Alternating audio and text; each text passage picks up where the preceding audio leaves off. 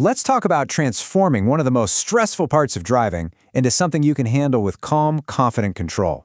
And we're going to do it by mastering just one single skill: how to create and maintain your front escape route. You know the feeling, right? We've all been there. That split second where traffic just slams on the brakes and your heart just jumps into your throat. It is pure, cold panic, and it's a feeling we want to help you get rid of, for good. Well, what if I told you that heart-stopping moment doesn't have to be a normal part of your commute? It's not just some random thing that happens. No, it's a problem with a really clear, straightforward solution that you can literally start using the next time you get in your car. So how do we actually pull this off? Well, the entire solution really boils down to two key ideas that work together perfectly. The first is something called a buffer zone, and the second is its most critical piece, your front escape route. Okay, so first up, the buffer zone. The best way to think about this is like your own personal safety bubble. It's this intentional cushion of space that you control, a bubble that travels with you, and basically protects you from all the chaos out there on the road. Now, the most important part of that bubble, the real MVP, is the front escape route. This is that clear space directly in front of your car, and it's there to do one thing: give you options. The option to stop smoothly or to swerve safely if a hazard just pops out of nowhere. It's your pre-planned way out. All right, a safety bubble sounds great in theory, but how do you actually, create one when you're driving 65 miles an hour? Well, that brings us to a super simple but incredibly powerful technique. So you've probably heard of the 2-second rule, right?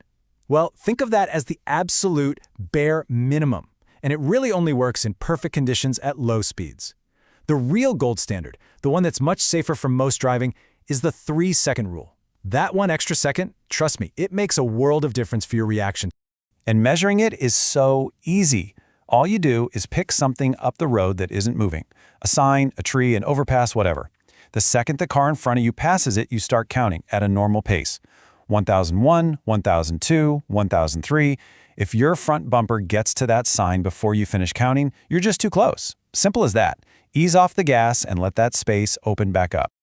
So what's the real payoff here? I mean, why is this one little habit so incredibly important? Let's actually break down the benefits of doing it versus the serious risks of, well, not doing it. The upsides are huge. You massively increase your reaction time, which is the #1 thing that prevents rear-end collisions. Your entire drive becomes smoother and way less stressful because you can see more of the road ahead and spot problems early. It's just safer and calmer for you and everyone around you. It's a total win-win. Now, let's flip that coin. The risk of driving too close, of tailgating, it's just not worth the gamble. You're looking at a drastically higher chance of a crash. Your visibility is basically gone. All you see is the bumper in front of you. It makes you a more stressed, tired, and honestly a more aggressive driver. And of course, you're risking tickets and watching your insurance premiums go up. It's all risk, zero reward. But I can hear you now. That all sounds great on a wide open highway, but what about the real world? What about rush hour? And what am I supposed to do when someone just dives right into the perfect space I just made? Let's get into it. Heavy traffic. This is the ultimate test, isn't it? But this is actually when your buffer zone matters most. The trick is to look past the car right in front of you. Try to see 2 or even 3 cars ahead. The second you see their brake lights, you can ease off the gas way sooner. It leads to much smoother, less frantic driving. And now for the moment that makes your blood boil. Someone cuts you off. The absolute most important thing to do is stay calm. Just take a deep breath. I know you want to get angry, but resist it. All you have to do is take your foot off the gas, let the car slow down on its own, and just recreate that space. Your only job is to calmly get your safety bubble back. Here's a fantastic little pro tip for when you're stopped at a light. You always want to be able to see the bottom of the rear tires of the car in front of you, right where the rubber meets the road.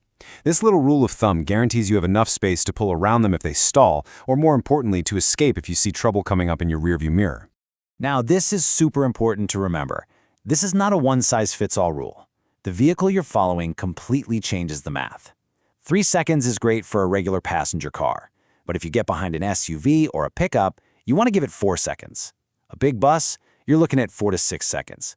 And if you're behind a giant semi-truck, you need to at least double it to 6 seconds or more. That's not being overly cautious. That's just physics. And yeah, all of this gets magnified on the highway. See, your stopping distance doesn't just increase with speed. It increases exponentially. That means it takes way more room to stop from 70 miles per hour than from 30. At high speeds, your buffer zone becomes your single most essential safety tool, period. You know, this whole concept of a buffer zone is such a powerful tool for driving, but it kind of makes you think, doesn't it? What if we took this idea of creating an intentional safety margin and just applied it to the rest of our lives?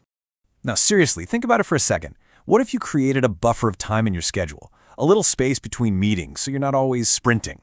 Or a financial buffer, just to handle that unexpected bill without it turning into a full-blown crisis.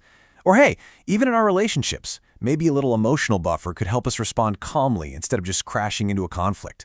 It's a pretty interesting thought, right? Where else can a buffer zone help you navigate life's unexpected turns just a little more safely?